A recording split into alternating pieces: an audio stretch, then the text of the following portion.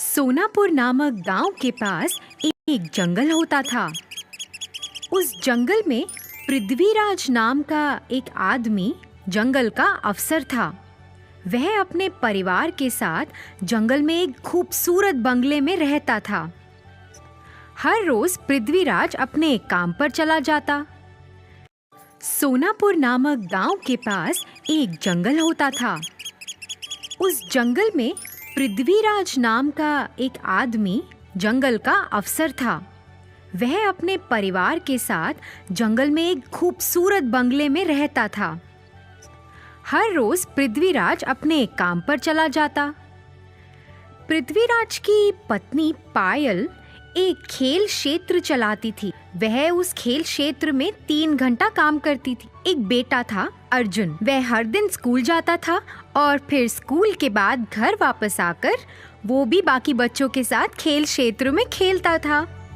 खेल क्षेत्र के पीछे पृथ्वी और पायल ने एक छोटा सा खूबसूरत लकड़ी का घर पेड़ पर बनाया। वह उसे अर्जुन को उसके 9वें जन्मदिन पर उपहार के रूप में देना चाहते थे। उन्होंने उस घर में खूब सारे खिलौने रखे। फिर जैसे ही एक दिन अर्जुन अपने स्कूल से घर आया, उसके माता पिता ने उसकी आंखों पर पट्टी बांध दी और उसे उस पेड़ के पास ले गए।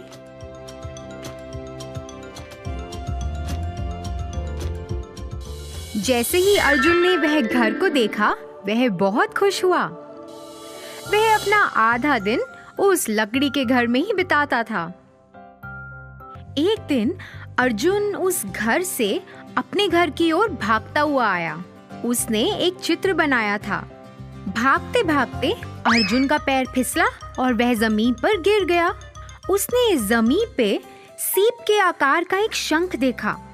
उसे उत्सुकता हुई कि ये क्या है, तो उसने मिट्टी में अपना हाथ डाला और उस सीप को निकाल लिया।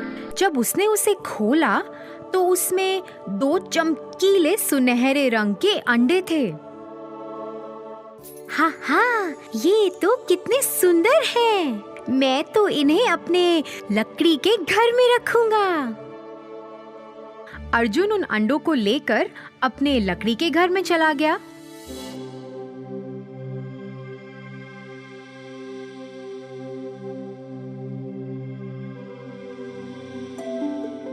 और उनके साथ खेलने लगा। जैसे ही वह खेल रहा था, अर्जुन की माँ ने उसे पुकारा। अर्जुन घबरा गया कि कहीं उसकी माँ को पता ना चल जाए और वो उसे डांटे ना। उसने फटाफट से उन अंडों को एक कपड़े के अंदर छुपा दिया और वहां से नीचे चला गया। फिर अगले दिन जब अर्जुन वापस उस लकड़ी के घर में आया, उसने उन अंडों को खोजना शुरू कर दिया। उसे ये देख के बहुत हैरानी हुई कि एक दिन में ही अंडे बड़े हो गए हैं। वह उन्हें आश्चर्य से देखता रहा कि कैसे एक दिन में अंडों का आकार बड़ा हो गया है। देखते ही देखते अंडे दिन ब दिन बड़े होते गए।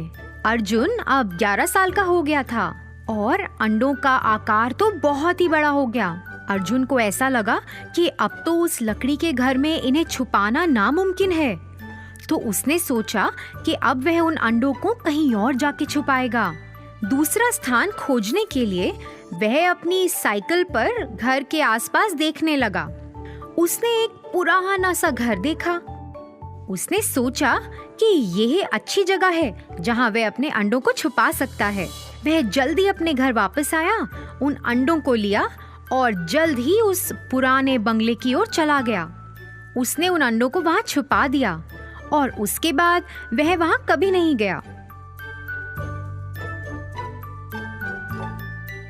उसे तो उस घर से डर लगता था क्योंकि वह भयानक था। ऐसे ही कुछ साल बीतते गए। अर्जुन के 18वें जन्मदिन पर अर्जुन हिमेश को अपने साथ उस पुराने बंगले में चला गया। जैसे ही उन्होंने घर का दरवाजा खोला, दोनों आश्चर्यचकित रह गए। अंडे तो उनसे भी बड़े हो गए। ये क्या था? इतने बड़े कैसे हो गए अंडे? क्या ये सचमुच के सुनहरे अंडे थे? उनके दिमाग में ऐसे ख्याल आने लगे। दोनों ने तय किया कि वह अंडों का राज जानेंगे। इसीलिए वह पुस्तकालय में चले गए और कुछ किताबें पढ़ने लगे, जिससे उन्हें अंडों का ज्ञान हो। पढ़ते पढ़ते अर्जुन को कुछ प्राप्त हुआ। अर्जुन ने यह पढ़ के हिमेश को सुनाया कि ये सुनहरे अंडे तो बहुत खास हैं। ये शुरू में तो बहुत छोटे होते हैं और सीप के आकार के शंख के अंदर होते हैं, मगर जैसे ही इन्हें कोई छूता है और उस शंख से बाहर निकालता है, धीरे धीरे ये बहुत बड़े होने लगते हैं। जो भी इन अंडों को सबसे पहले छूता है वो इन अंडों का मालिक बन जाता है। ये जादुई अंडे हैं। इन अंडों में इतनी ताकत है कि ये किसी को भी दूसरी दुनिया में लेकर जा सकते हैं। ऐसा करने के लिए अंडों के मालिक को अपनी पहली उंगली अंडों पर रखनी है। एक बार में सिर्फ 2 लोग ही जा सकते हैं। ऐसा करने के लिए जैसे ही वह उस अंडे के अंदर जाएंगे, वह अपनी इच्छा प्रकट कर सकते हैं और अंडे उनकी इच्छा कबूल कर लेंगे। अरे वाह, ये तो कितनी अच्छी बात है। अर्जुन और हिमेश वापस उस पुराने घर में गए। अर्जुन ने अपनी पहली उंगली अंडे पर रखी। जैसे ही उसने ऐसा किया, अंडे खुल गए। दोनों एक एक अंडे के अंदर शामिल हो गए। हमें अंतरिक्ष में ले जाओ। जैसे ही उन्होंने ऐसा कहा, दोनों अंतरिक्ष में पहुंच गए और उड़ने लगे। दोनों ने बहुत मजा उठाया और फिर वापस अंडे में आ गए। उस दिन से दोनों अलग अलग जगहों पे जाते थे। एक बार वह ऐसी दुनिया में गए जहां बहुत प्रकार के फूल थे। उन्होंने आसमान की यात्रा की, बादलों में से गुजरते हुए, और धरती को वहां से देखा। फिर एक दिन वह सोच रहे थे कि अब हमें कहाँ जाना चाहिए। हे अर्जुन, अभी तक हमने कितने प्रकार की जगह देखी है, लेकिन हमें समुद्र की सैर करनी चाहिए। वहाँ तो हम अभी तक गए ही नहीं हैं। हाँ, लेकिन वहाँ हम ज्यादा देर तक रह नहीं सकते। हाँ, तो इसीलिए हमें वहाँ तैरना होगा। फिर हम समुद्र के अंदर की दुनिया को देख सकते हैं। प्यारे अंडे, हमें समुद्र के अंदर ले चलो। जैसे ही उन्होंने अपनी इच्छा प्रकट की, उन्होंने खुद को समुद्र तल पर पाया। वह इधर उधर देखने लगे। समुद्र में भिन्न भिन्न प्रकार की मछलियाँ थीं, फूल पौधे थे और कई अलग अलग तरह के जीव थे। वह तो समुद्र के अंदर की दुनिया को देखकर हैरान रह गए थे। बस वो तो उस जगह का लुत्फ उठा ही रहे थे कि अचानक उन्होंने अपनी ओर आते हुए एक बड़ी मछली को देखा। हे अर्जुन, देखो वो कितनी बड़ी मछली है। हे भगवान, ये तो बहुत भयानक लग रही है।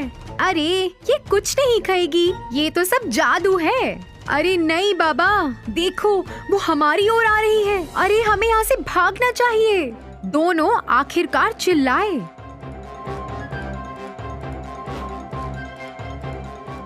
मेरे सुनहरे अंडे, मुझे यहाँ से वापस ले चलो। फिर जैसे ही उन्होंने ऐसा कहा, वह वापस अंडों के अंदर आ गए।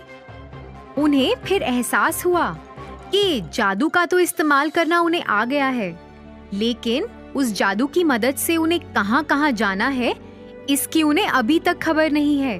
उन्होंने कभी ऐसा सोचा ही नहीं था कि ऐसी भयानक घटना भी उनके साथ घट सकती है। दोनों ने ये तय किया कि अब वह उस जादू का इस्तेमाल नहीं करेंगे। उन्होंने उन सुनहरे अंडों को बड़े से कपड़े से ढक दिया।